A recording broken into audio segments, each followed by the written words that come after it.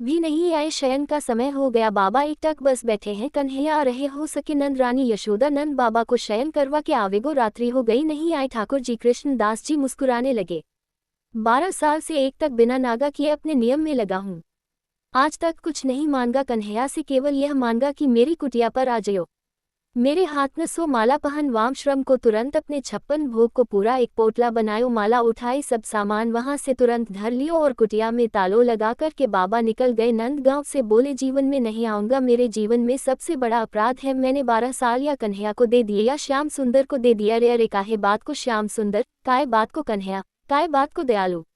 एक भक्त की एक मनोकामना ना पूरी कर सके, ना रहो अब यहाँ पे। जैसे ही जाने लगे तो मार्ग में गायों का झुंड जा रहा था। जैसे ही उस झुंड में प्रवेश करने लगे, सोचते हुए जा रहे हैं, कुछ विचार नहीं हो रहा है। जैसे ही भीतर प्रवेश करने लगे, इतने में ही एक ग्वारिया आए और ग्वारिया ने आकर के हाथ पकड़ो। बाबा बाबा बाबा गया चढ़ जाएंगी ऊपर।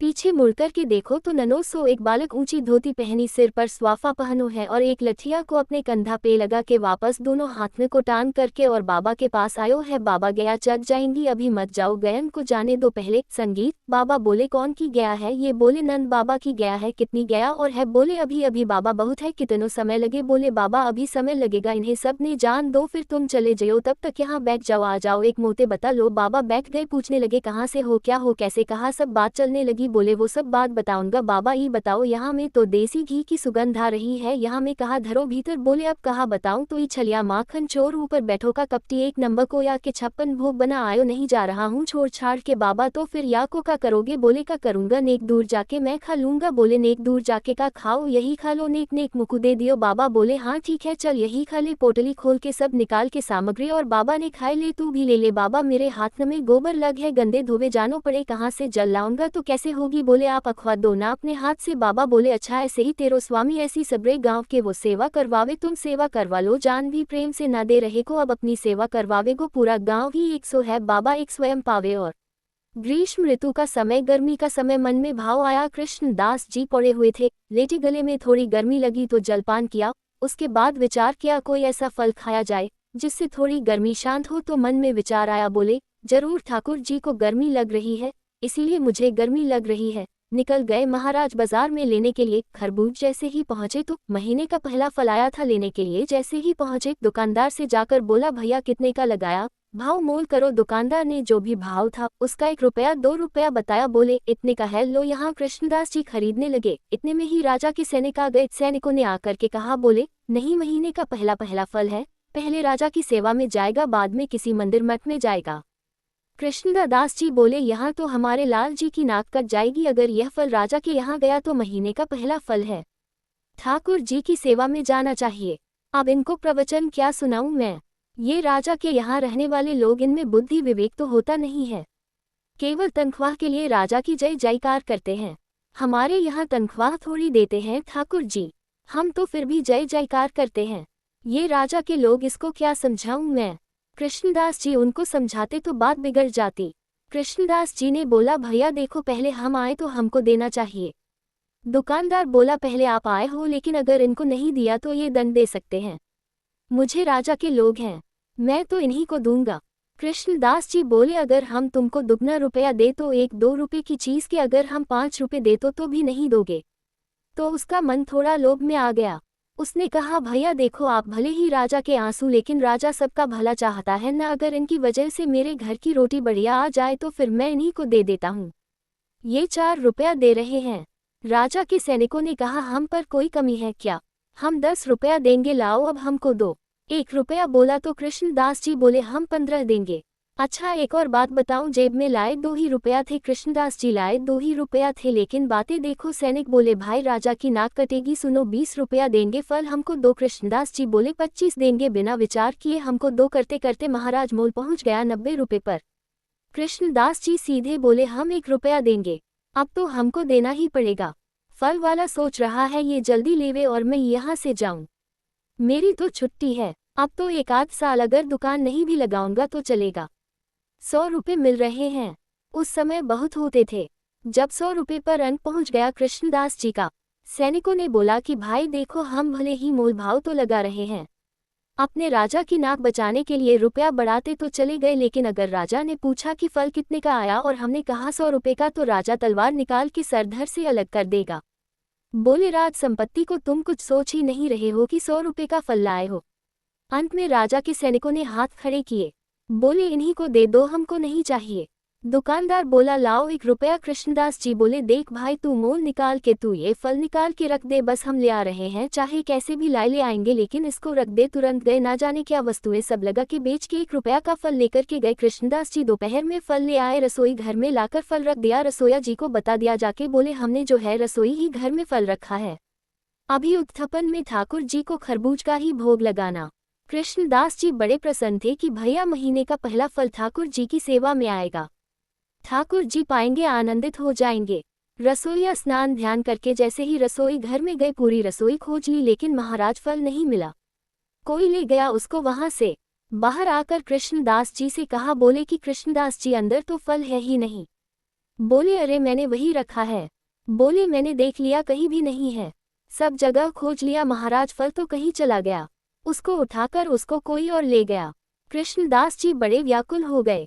बोले, एक तो मैं अपने लाला की नाक बचावे के काजर राजा के सिपाहियों से लड़ झगड़ के लाए हो, 2 रुपया के फल को 100 रुपये को लेकर आए हो, कितनी वस्तु बेच के आ गए हो।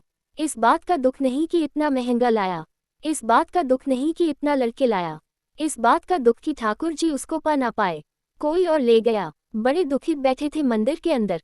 उत्थापन का समय, अन्य फलों का भोग ठाकुर जी को लगा दिया, लेकिन कृष्णदास जी का मन बड़ा विचलित।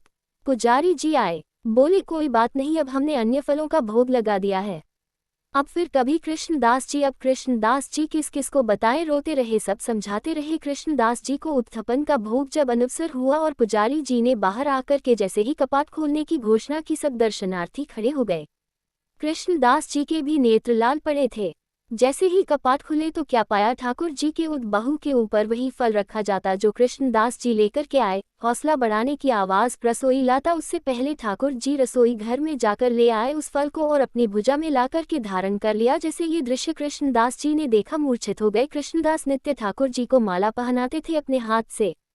महाभारत में अनुशासन पर्व में भीष्म पितामह कहते हैं कि यदि कोई व्यक्ति 12 वर्ष तक बिना नागा किए एक नियम का पालन करे तो 12 वर्ष के उस नियम का प्रभाव ये होगा, जिस देव को चाहेगा, जिस ब्रह्म को चाहेगा, जिस रूप को चाहेगा अपने सामने प्रकट कर सकता है। आज भी यह संभव है, लेकिन याद रहे, एक दिन भी वह नियम टूटना नहीं चाहिए। ये भाव उन महात्मा ने सुना कृष्णदास जी ने। मुझे बहुत प्रिय है कृष्णदास जी का भाव। उन्होंने एक ही सेवा अपना ली। जब कथा में सुनकर के गए कि 12 वर्ष तक कोई नियम अपना लिया जाए और 12 वर्ष तक उसको बेनागा पूर्ण किया जाए, तो 12 वर्ष के बाद जिस देव को चाहोगे, जैसे चाहोगे वैसे उसका दर्शन हो सकता है। तो नित्य माला बनाते थे अपनी कुटिया में और नित्य माला बनाकर के नंद गांव में नंद भवन में ऊपर जाकर के कन्हैया को अपने हाथ से पहनाते थे। और उनका भाव केवल इतना था, कन्हैया मैं ये नियम इसलिए अपना रहा हूँ कि मैं चाहता हूँ जिस दिन 12 वर्ष पूरे हों, 13वें वर्ष का पहला दिन प्रारंभ हो, उस दिन मैं ना और मेरा कन्हैया मेरे कुटिया पे आए, मैं वही माला पहनाऊँ। मेरा बस यही नियम है।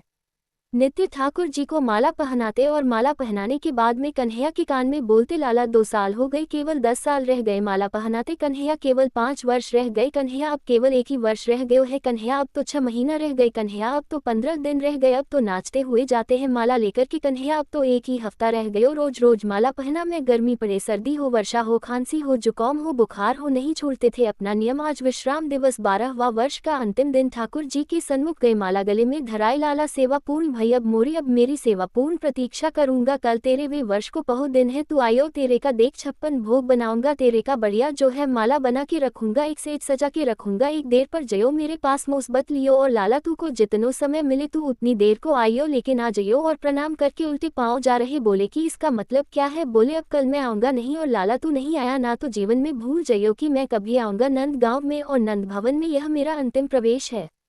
प्रणाम करके दिल्ली को चले गए। 56 भोग सजाए, दुनिया भर की सामग्री बनाई, सुंदर सुंदर माला तैयार करी, एक कन्हैया की, बाकी के सबरे ग्वाल बालन की। बोले बछड़ा बछिया आवेंगे संग में, उनको माला पहनाऊंगा, उनके का भंडारो है, उनके का भी 56 भोग सजाऊंगा, सबके लिए सब तैयार किया।